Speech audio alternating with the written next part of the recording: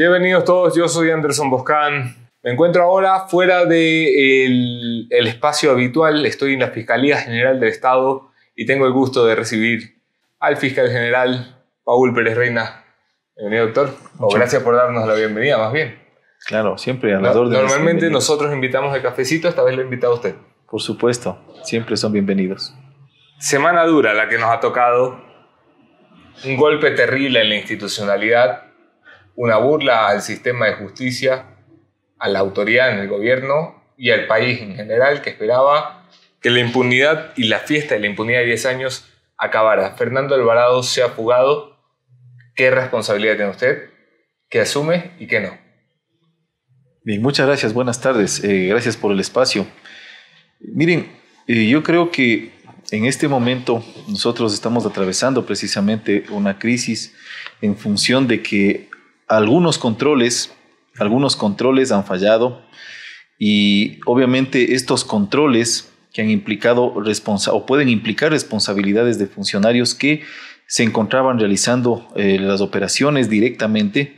Estas personas lamentablemente no cumplieron con sus labores, con su trabajo, es decir, que debieron haber informado oportunamente respecto de estos hechos. Se refiere a funcionarios del ECO 911 y del Ministerio de Justicia. Precisamente porque son en estas instituciones en donde lamentablemente hubo este tipo de actuaciones negligentes y que obviamente esto implicó la fuga del señor Alvarado. Nosotros, por ejemplo, en este sentido como institución, lo que hemos realizado es inmediatamente abrir una investigación para establecer quiénes son los responsables directos de que no se hayan en primer lugar alertado de forma oportuna, quienes no alertaron de forma oportuna, a efectos de que las autoridades de justicia puedan tomar las acciones inmediatas o correctivas inmediatas y que este tipo de hechos no se vuelvan a producir y que no se produzcan. El ministro encargado de Justicia, exministro a estas alturas, ha renunciado al encargo en la cartera, Paul Granda, que ha renunciado a Justicia pero se queda en el gabinete, es decir, renuncia con piola. Aseguraba que la culpa no era ni de él ni de su incompetencia, sino de usted y de la justicia por no poner prisión preventiva contra un pillastre como Fernando Alvarado, que sabíamos de las cosas que era capaz. ¿Cómo es posible que no tomaran una medida cautelar que les permite la ley, que les asiste el derecho y que se fueran por la vía blanda? ¿Cree usted que es responsable por eso? Bien, mire, nosotros en primer lugar no somos quienes hacemos las leyes. El Ecuador desde el año 2008 aprobó con toda la mayoría de votos de la ciudadanía por una nueva constitución, que fue la Constitución de Montecristi. Y en esa Constitución de Montecristi se estableció que la prisión preventiva no es la regla general y que la prisión preventiva es una norma o es una medida cautelar que debe utilizarse de forma extraordinaria. Es decir, cuando otro tipo de medidas sean insuficientes para garantizar la comparecencia de un procesado al proceso. Consecuentemente, la Constitución, por ser una norma garantista, una norma suprema, lo que establecía o lo que establece y lo que prácticamente dispone a todos los operadores de justicia, como bien lo reflexionó la señora jueza en la audiencia en donde efectivamente se sustituyó las medidas alternativas por la prisión preventiva. Las medidas alternativas a la prisión preventiva son medidas prioritarias. Es decir, que la regla general más bien es que nosotros utilicemos las medidas cautelares alternativas y que la prisión preventiva sea utilizada de forma extraordinaria o que sea utilizada de una forma razonable. El procedimiento de investigación en este caso, el día de la audiencia de formulación de cargos, el señor Alvarado estuvo presente en el proceso, estuvo presente físicamente, y que el momento en que a él se le trasladó a la audiencia, en efecto, en el desarrollo de la misma, la fiscal general subrogante actuante consideró de que en efecto se tenía que aplicar las medidas alternativas porque estas medidas también garantizan la presencia de la persona procesada al proceso. Es decir, estas medidas cautelares de carácter personal también sirven para garantizar la presencia del procesado al proceso. Y sí, que, pero eran medidas con fallas. No es la primera vez que alguien se arranca un grillete y se va. Había sucedido ya en el caso de Boris Platonov, involucrado en una trama de corrupción del Ministerio del Interior. Habían reportes de que Ricardo Rivera, tío de Jorge Glass, no permanecía todo el tiempo con el grillete en el tobillo. Había evidencias dentro del sistema de justicia de que el sistema de los grilletes no funciona. No solo que fueron comprados con sobreprecio, con contratos de dedos y todo lo habitual en el correísmo, sino que efectivamente no funcionan. bueno, pero mire, de la estadística que nosotros hemos podido recabar, entonces, si es que no funcionan, tendría que entonces hacerse una revisión integral, porque hasta donde yo conozco estadísticamente existen alrededor de 2.500 personas que se encuentran procesadas actualmente y que están utilizando el dispositivo. Yo creo que esa no es una afirmación correcta, porque considero que puede existir fallas, pero podrían ser casos también aislados y que no necesariamente implica de que se pueda poner en un entredicho de que todos los dispositivos electrónicos puedan fallar. Yo considero de que eso no es así. Funciona cuando quiere. Bueno, esa es una respuesta que yo no le podría aseverar de esa manera. Pero yo creo que puede existir casos en donde pueden fallar los sistemas, pueden fallar, pero no creo que sea una regla general. Yo creo que no puede ser una generalidad, eso no puede suceder. Sin embargo de aquello, considero que estos sistemas que fueron construidos, que fueron creados, que fueron adquiridos, precisamente tenían una finalidad, es decir, tenían un fin específico que era utilizar las medidas alternativas a la prisión preventiva, porque para eso sirven las medidas cautelares alternativas, para que no sea la regla general. Porque, insisto, la Constitución, el artículo 77, numeral 1, dice que la prisión no puede ser general, no puede ser la norma general. Le hago la pregunta directa. ¿El gobierno lo culpó a usted como fiscal general y al sistema de justicia en general de la fuga de Fernando Alvarado? Usted dice que no. Estaba dentro de sus competencias controlar la medida cautelar del señor. Mire, ¿se atreve a decir de quién es la responsabilidad política, no judicial? Vamos por partes. Mire, yo no puedo establecer la responsabilidad política porque la responsabilidad política la establecen otras instancias. No el nombre y apellido. No Entonces. Pero quiero decir, ¿quién era el responsable? El ECO 911, el gobierno, el Ministerio de Justicia. Es que eso tiene justamente que establecerse a través de un debido proceso, porque para eso es el debido proceso. Es decir, yo no puedo concluir quién es el responsable políticamente porque a mí no me corresponde establecer esa responsabilidad. Pero a quien sí le corresponde es a la Asamblea Nacional. Entonces, la Asamblea Nacional, cuando sigue un debido proceso, hace la recaudación de diligencias y de información, entonces la Asamblea Nacional tendrá en su momento que establecer si existió o no existió una responsabilidad política.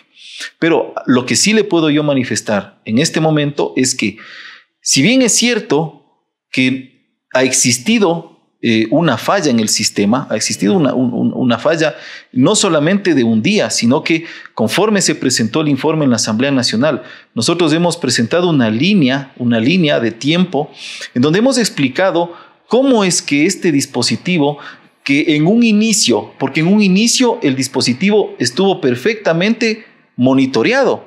Es decir, cuando se piden las medidas alternativas de presentación periódica, de prohibición de salida del país y de uso del dispositivo electrónico, desde el 9 de agosto del presente año hasta el 28 de septiembre de este año, el dispositivo estuvo permanentemente monitoreado.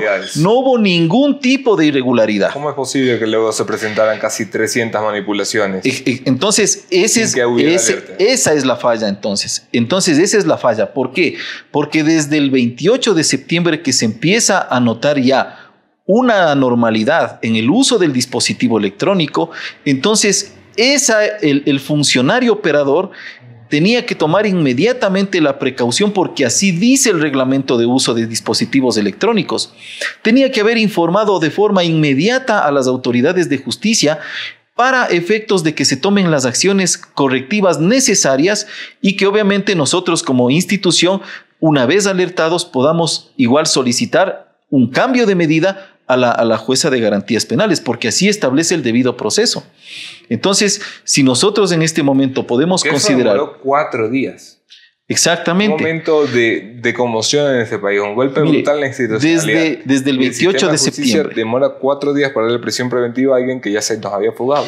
Mire, nosotros como Fiscalía apenas nos entregaron el informe de incumplimiento que recibimos desde el Ministerio de Justicia. Esto fue el sábado a las 23:50 de la noche. Nosotros inmediatamente hicimos las coordinaciones necesarias para poder presentar el pedido a la Corte Nacional de Justicia. Lamentablemente en la Corte Nacional de Justicia, y eso nosotros tenemos formalmente sentada una razón, en la Corte Nacional de Justicia había habido una falla en el sistema, no nos pudieron recibir el escrito que solicitamos. Entonces nos vimos abocados el lunes a primera hora a ingresar el escrito a las 8 de la mañana. Se presentó el escrito y obviamente la Corte Nacional de Justicia nos convocó a la audiencia para el día miércoles, el día miércoles que llevamos 23, me parece, ¿no? Uh-huh. Consecuentemente, nosotros asistimos a la audiencia y la ley es clara al momento de establecer de que cuando se incumple una medida alternativa a la prisión preventiva, tenemos que solicitar una medida más efectiva y en este caso solicitó la prisión preventiva. Fernando Alvarado, desde el exilio y la clandestinidad, lugar donde me imagino se siente ya cómodo, lo acusaba a usted de ser parte de una persecución política en su contra. ¿Usted lo persigue a Fernando Alvarado? En lo absoluto. Nosotros no perseguimos aquí personas. Aquí lo que nosotros perseguimos son hechos que constituyen posiblemente delitos. ¿Por qué no le permitieron rendir versión desde una delegación diplomática en el exterior, si lo habían permitido en otros casos? Mire, nosotros siempre estamos en coordinación permanente a través de las resoluciones fiscales que se despachan y que se emiten. Estamos en coordinación permanente con las defensas de todos los procesados. Cuando la defensa de un procesado a nosotros nos solicita que se realice cualquier tipo de diligencia a través, de videoconferencia o de cualquier otra tecnología que se pueda utilizar, nosotros inmediatamente la podemos atender. En 5 oportunidades lo pidió Fernando Alvarado. Por supuesto, es decir, nosotros hemos atendido todas las diligencias. A lo que voy. Fernando Alvarado pidió en 5 oportunidades rendir versión, comparecer ante la justicia vía telemática, vía Skype, en una representación diplomática en el exterior. Esa posibilidad le fue negada en 5 oportunidades. Tuvo que venir al país, ser capturado el mismo día del operativo de venir a rendir versión. ¿Cómo es posible que no presumamos que eso es una persecución política? Mire, no es una persecución política. ¿Cómo sabemos que no era una emboscada? No es una persecución política porque, insisto, nosotros teníamos información ya en el expediente de investigación con el informe con indicio de responsabilidad penal, y que en ese momento nos permitió establecer de que él tenía una participación en el presunto delito, porque ese es un hecho que todavía se está investigando y que son los peritajes y son las diligencias que se practican las que determinan en definitiva si es que se cometió o no un delito, porque cuando se practican estas diligencias investigativas se confirma o se desvirtúa la comisión de un posible delito. En este caso se han venido ya practicando diferentes diligencias, diferentes peritajes y consideramos que existe un estándar probatorio en este momento. ¿Tiene cuánto en el cargo? ¿5 meses ya? A nosotros nos encargaron la Fiscalía General en el mes de mayo del presente año. Vamos, para los 6 meses. Aproximadamente para los 6 meses. ¿Se ha sentido a la altura de este despacho? Mire, nosotros estamos atravesando una transición y como usted conoce la situación en el país que nosotros tenemos en este momento, vivimos una época de austeridad, es una época en donde nosotros tenemos que optimizar los recursos y que en la Fiscalía General, por ejemplo, como institución, hemos sentido un proceso permanente de desmantelamiento institucional. ¿Por qué? Porque a raíz de la aprobación de algunas normas y cuerpos legales, como por ejemplo el Código Orgánico de la Función Judicial, en el Código Orgánico de la Función Judicial, por ejemplo, la Fiscalía General perdió su autonomía. Es decir, su autonomía que por mandato constitucional la tenía garantizada y asegurada como un órgano autónomo de la función judicial.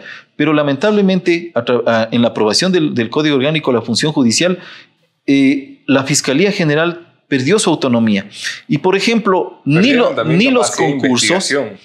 Eso, por ejemplo, en cambio, lo desmanteló con el Código Orgánico de Entidades de Seguridad. Porque tienen que coordinar con la policía que está adscrita al Ministerio del Interior. Exactamente. Entonces, mire... todo lo que es el proceso del sistema pericial La Fiscalía contaba con 9 centros forenses a nivel nacional. Y los nuevos centros forenses, por mandato del Código Orgánico de Entidades de Seguridad, pasaron al Servicio Nacional de Medicina Legal, que es una institución autónoma, pero que está adscrita al Ministerio del Interior. Entonces, hoy la Fiscalía no cuenta con un sistema propio, o sea, desde la misma institución, para hacer una investigación del delito. Porque imagínese usted que en Colombia, por ejemplo, la Fiscalía General de la Nación cuenta con un cuerpo técnico de investigación que es propio de la Fiscalía. Y que creo que eso es importante. ¿Fue casual? Por supuesto que no. Mire, el debilitamiento de las instituciones de investigación tiene una consecuencia. Una consecuencia porque usted le está limitando, le está maniatando a una institución para que no pueda cumplir con sus objetivos principales, que es la investigación del delito. Mire, si es que la Fiscalía, por ejemplo, por mandato constitucional, dice que debe dirigir la investigación, debe organizar el sistema de protección a víctimas y testigos. Entonces, ¿cómo puede dirigir y cómo puede organizar si no tiene en su gestión institucional, en su situación orgánica, podríamos decir así, si no tiene sus propios estamentos de investigación? Entonces el tema siempre se vuelve mucho más complicado, porque no nos olvidemos que hay delitos, por ejemplo, que son cometidos hasta incluso por mismos funcionarios, servidores policiales o servidores que, abusando de sus funciones, que por ostentar la calidad de servidores públicos, a veces son funcionarios que están cometiendo delitos desde instituciones tan nobles como las Fuerzas Armadas, tan nobles como la Policía Nacional. Pero sin embargo, lamentablemente, hay personas que se han dedicado a cometer delitos desde el uso y mal uso de sus funciones. ¿Qué opina usted de sus antecesores, de los que estuvieron aquí en este despacho? Carlos Vaca Mancheno, destituido por la Asamblea Nacional; Galo Chiriboga, libre y en la impunidad. Insisto, nosotros no podemos en primer lugar juzgar a una persona. Yo creo que todos hemos hecho el mejor esfuerzo posible para poder sacar adelante la institución, pero si es que obviamente no se han cumplido con esos objetivos, pues obviamente uno tiene que responder frente al país. Se lo pregunto porque usted es un fiscal de carrera, usted ha crecido en esta institución. ¿Usted sentía que tenía un fiscal general en la época de Galo Chiriboga o de Carlos Vaca Mancheno? Insisto, cuando nosotros como fiscales de carrera tenemos que cumplir nuestras funciones. Es decir, yo no dependo del fiscal general para poder realizar mi trabajo y para cumplir mis funciones. Es decir, yo por ley tengo que someterme al cumplimiento de las atribuciones. Es decir, yo como titular de la acción penal, pero eso no significa que porque una autoridad esté al frente de la institución, yo deje de cumplir mis funciones. Eso no funciona así, porque cada fiscal en el país tiene independencia para tomar decisiones y tiene independencia para investigar los casos que se le ponen a su conocimiento. Entonces, no necesariamente usted como funcionario tiene que responsabilizar a una autoridad por el cumplimiento de sus propias funciones o el incumplimiento de sus propias funciones. Es decir, la Fiscalía General, en la parte misional, es decir, todo el trabajo investigativo que realizan los fiscales, cada uno es responsable de lo que hace o lo que deja de hacer. Lento, tibio, timorato, son adjetivos que se le regalan a usted vía redes sociales, en comentarios ante la prensa, ante la opinión pública. ¿Alguno de aquellos le calza?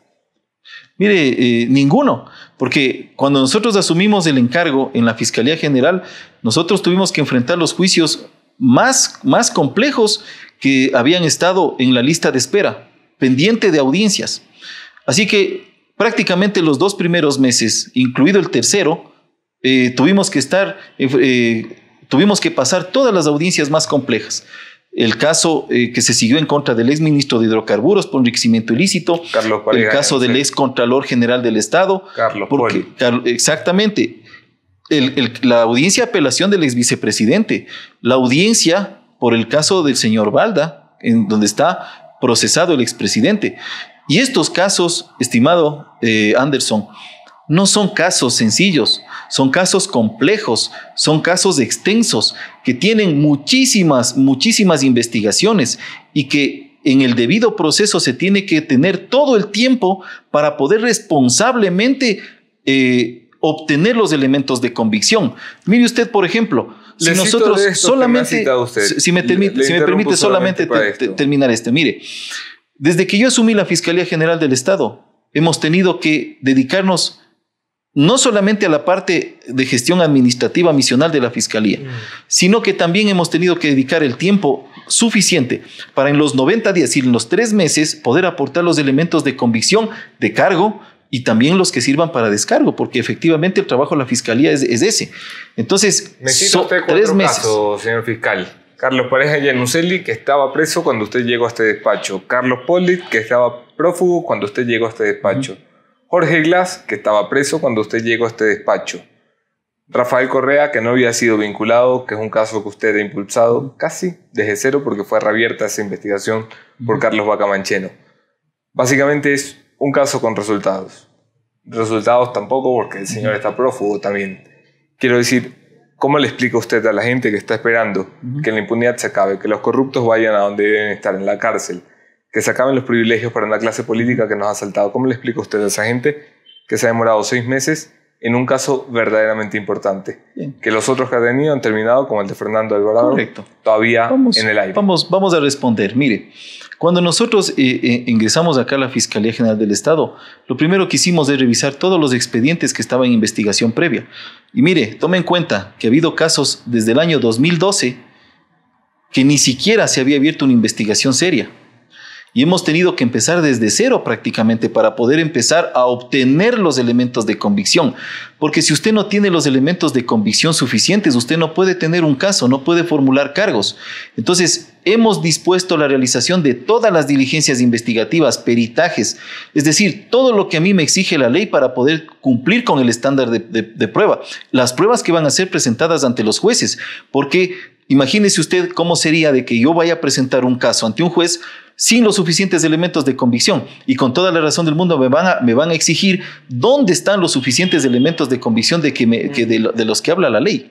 Consecuentemente, mire, nosotros, por ejemplo, hoy día hemos solicitado ya varias audiencias para que se nos señalen de los casos que ya hemos concluido con las investigaciones. Estamos esperando que nos señalen día y hora, efectivamente.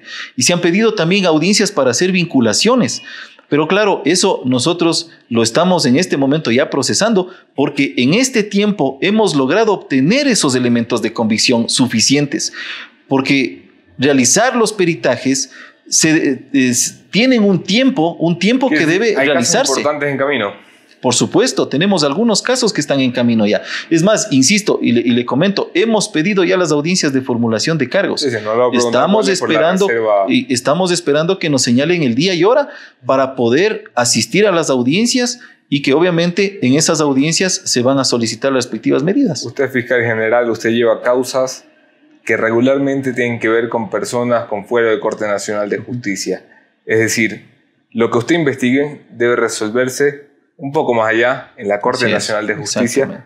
Pregunta directa, ¿confía o no en la independencia y en la capacidad de los jueces nacionales? Por supuesto que sí. Mire, todos los jueces nacionales, al igual que todos los fiscales que somos de carrera, hemos tenido que someternos a concursos rigurosos y estrictos.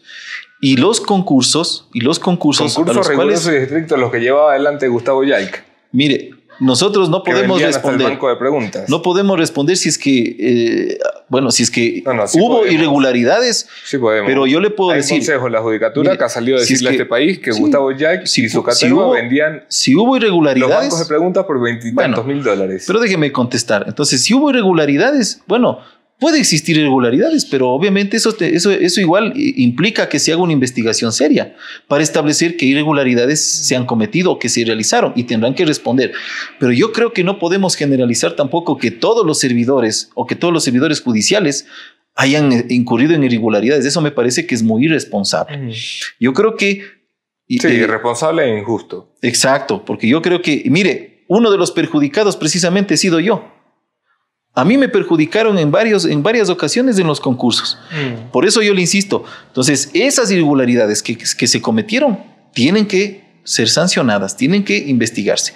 Sin embargo, de aquello, en el tiempo, lo que nosotros hemos asumido es con responsabilidad, e independientemente del tiempo que tengamos que utilizar o que tengamos que disponer, se tienen que obtener los elementos de convicción que son suficientes. Y como yo le comento, en este tiempo, por ventaja, hemos venido ya obteniendo esos elementos de convicción. Y por esas razones que se han pedido ya la revisión de las audiencias. Habla usted de las investigaciones. Le hice esta pregunta al secretario de Comunicación, Andrés Michelena, el miércoles pasado. Decía, este es el país de las investigaciones, porque el gobierno anunció una investigación por el caso del grillete. 20 indagaciones tiene Jorge Glass. Una sola condena, la más bajita que se le podía dar. 11 indagaciones tiene Fernando Alvarado, que estará disfrutando quién sabe dónde. 7 indagaciones tiene el señor Rafael Correa, cuyo proceso está parado porque el señor está prófugo. Este es un país de indagaciones. ¿Cuándo va a empezar a ser un país de resultados, señor fiscal? Como yo le comento, hemos ya pedido las audiencias. Es decir, las audiencias que se solicitan tienen que hacerse ante los jueces necesariamente. Y esas audiencias, cuando inician el proceso penal, terminan de ser indagaciones, terminan de ser investigaciones y vamos ya a los procesos penales serios, en donde se va a presentar los elementos de convicción. Así que, estimado Anderson, nosotros hemos cumplido con lo que la Constitución nos ha mandado, pero, insisto, cualquier investigación que se realiza tiene que hacerse en el respeto del debido proceso. Y el respeto al debido proceso implica eso, reunir los suficientes elementos de convicción para poder presentar ante los jueces los juicios que van a ser tramitados y juzgados. Entramos en la recta final de la entrevista en honor a su tiempo y el mío y el de la audiencia. El Consejo de Participación Ciudadana de Transición está encargado de renovar el Consejo de la Judicatura. Remitió usted una terna. El Consejo de Participación le pidió a usted y a las 5 representaciones que enviaban ternas para este consejo que volvieran a hacer la tarea. Usted la ha vuelto a hacer, pero completa. ¿Se equivocó con su primera terna o qué pasó? Mire, nosotros cuando enviamos la terna al Consejo de Participación Ciudadana y Control Social Transitorio, hemos considerado el nombre de funcionarios de trayectoria que han demostrado en la administración de justicia un profesionalismo, ¿no?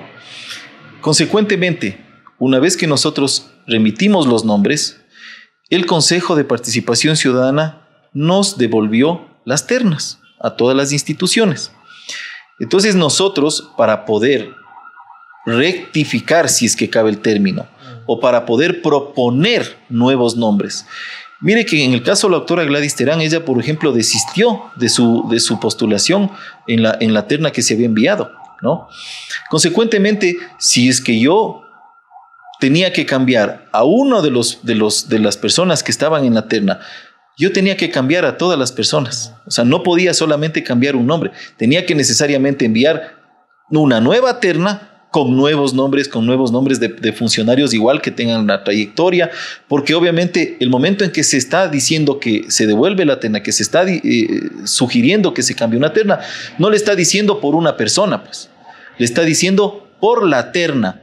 Entonces lo que nosotros hemos hecho es cambiar toda la terna y enviar los nuevos nombres, pero obviamente con esta precisión, que la doctora Gladys Terán voluntariamente decidió desistir de la postulación en la nueva terna. ¿Qué le parece a usted que haya funciones que no hayan cambiado ni un milímetro de su terna? Que haya funciones, y le cito el caso textual: la jueza María Rosa Merchán es la designada por el Consejo de la por la Corte Nacional de Justicia para intentar presidir como cabeza de terna el Consejo de la Judicatura, una funcionaria que está investigada en este mismo edificio.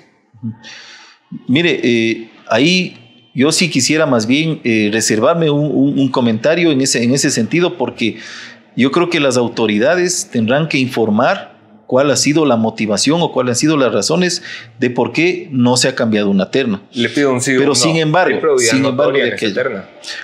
no, yo no me podría atrever a decir una cosa así, pero yo pienso, desde mi punto de vista, que un funcionario público, una persona que ostenta la calidad de funcionario público o que posiblemente pueda ser incluido en una terna, no puede tener ningún tipo de cuestionamiento.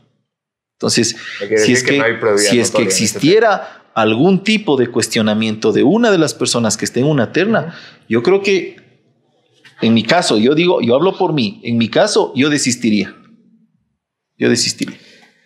El correísmo lo acusa desde todos sus procesados, que son muchos, o sus prófugos, que también son bastantes, de ser un fiscal encargado, un cargo que no existe ni en la ley ni en la Constitución. Me gustaría, yo sé que suena lata que le pregunten esto a cada rato, pero es una duda que tiene un sector importante de la población, de en qué parte del ordenamiento jurídico se ampara usted para ser un fiscal encargado. Miren, a ver, nosotros en primer lugar tenemos que informar lo siguiente. En mi caso, por ejemplo, yo fui un fiscal de carrera que obtuve el primer lugar a nivel nacional en el proceso de categorización. Ese derecho nunca fue reconocido por el anterior Consejo de la Judicatura. Ese derecho fue reconocido por el Consejo de Participación Ciudadana y Control Social Transitorio. Y cuando el Consejo nos encargó a nosotros la Fiscalía General, ellos lo hicieron en función del mandato que se le fue conferido y confiado por el pueblo ecuatoriano. Porque, mire, el anterior fiscal general había sido destituido mediante un juicio político y la institución no podía quedarse sin la máxima autoridad. No había Entonces era tampoco una necesidad imperiosa el poder encargar la Fiscalía General, pero obviamente yo entiendo que a la fecha en que se tomó esta decisión, se tomó en cuenta los méritos institucionales de los funcionarios que en ese momento nos encontrábamos en la carrera. Entonces se tomó en cuenta estos particulares y se procedió a realizar el encargo que, insisto, proviene del mandato constitucional y de las facultades que el Consejo de Transición obtuvo cuando fue elegido transitoriamente. Termino con esto. ¿Le interesa quedarse definitivamente en este despacho? El Consejo de Participación debe abrir este año un llamado concurso para fiscal general del Estado definitivo. ¿Usted va a participar allí? Mire, no me diga que no lo sabe porque ya lo tiene que haber pensado. Nosotros consideramos que la institución necesita siempre a los mejores perfiles, necesita siempre a las personas que ostenten los mejores méritos, y considero de que nosotros estamos aptos para participar en un concurso. Usted va a ir al concurso. Y si nosotros podemos participar en el concurso, lo haremos, sin ningún problema. Es más, estimado Anderson, yo me atrevería también a decir una cosa. Mire, nosotros en este momento tenemos tanta situación de cuestionamiento a nivel de todas las instituciones, porque no solamente la Fiscalía ha sido cuestionada. Mire, pero yo sí considero de que nosotros deberíamos exigir de que en las instituciones puedan llegar personas que cumplan incluso hasta con altos perfiles y estándares de confianza. Por ejemplo, mire, nosotros hemos participado en algunos eventos en donde se ha hablado sobre esto y se ha discutido sobre esto. Qué importante sería, por ejemplo, que las personas que ostenten las máximas autoridades de las instituciones puedan precisamente pasar estos perfiles de confianza, que puedan cumplir con los perfiles de confianza, es decir, que un funcionario pueda someterse a pruebas integrales socioeconómicas, a entrevistas psicológicas, que puedan someterse a exámenes, exámenes médicos, toxicológicos, es decir, para que verdaderamente el perfil del funcionario, si usted me dice, por ejemplo, hasta podemos hablar de pruebas voluntarias de polígrafo, pruebas voluntarias de polígrafo, porque no solamente se trata de parecer, Anderson, sino también se trata de ser. Y creo que una de las formas de poder establecer un buen perfil profesional de un funcionario que ostente una máxima autoridad, precisamente es que se pueda exigir el que se pase por esas pruebas integrales de confianza. Última pregunta. El correísmo lo acusa de perseguirlo políticamente. Usted dice que persigue hechos y delitos, no personas. Por cierto, esa era una de las frases del correísmo y mire cómo perseguía a las personas. ¿Cómo es que toda esta corrupción que hay en el país termina en investigaciones que van solamente contra un lado de la política, contra el correísmo? ¿Cómo es que no hay un solo funcionario del actual gobierno siendo investigado? ¿Cómo es que no hay un solo representante de la bancada de gobierno en la asamblea siendo investigado? ¿Cómo es que mágicamente a ellos no les ha salpicado la corrupción? Bueno, mire, nosotros investigamos lo que a nosotros nos llega como noticia del delito. Es decir, si a mí me llega una denuncia, si a nosotros nos llega un informe con indicio de responsabilidad penal, de oficio también, ¿no? Y podemos también investigar de oficio, pero nosotros también tenemos que tener los elementos, o por lo menos tenemos que tener una mínima información para poder dar inicio a una investigación. Pero si no tenemos esas noticias de delito, no podríamos nosotros asegurar que exista el cometimiento, pero tampoco podemos negarlo. Puede también existir el cometimiento de delitos por cualquier persona. Si de hecho, mire, todos somos potenciales, porque vivimos en una sociedad del riesgo, Anderson. Vivimos en una sociedad del riesgo. Nadie está exento de que pueda cometer un delito en un momento determinado. Muchísimas gracias, doctor Paul. Gracias. Reina, qué gusto conversar con usted, qué gusto estar en su despacho. Gracias a ustedes por conectarse.